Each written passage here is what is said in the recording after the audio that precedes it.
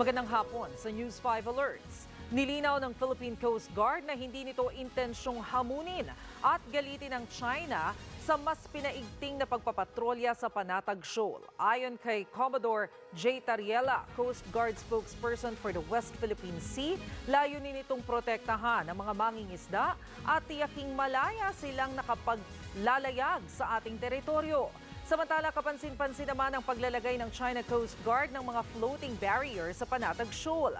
Kahapon, inanunsyo ni National Security Advisor Secretary Eduardo Año na magkakaroon ng rotational deployment ang mga barko ng Pilipinas sa West Philippine Sea. Ang Panatag Shoal ay nasa kanluran ng Zambales sa loob ng ating exclusive economic zone.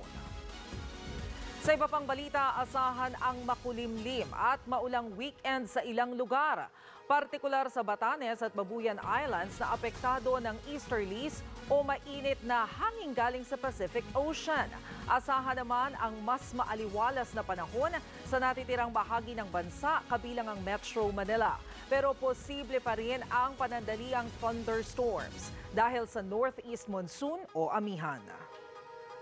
Para sa iba pang mga balita, pumunta lang sa news5.com.ph, pati na rin sa News 5 Facebook, YouTube, TikTok at X social media pages. Ako si Maricel Halili. Narito naman ang mga balita sa Frontline Weekend mamaya.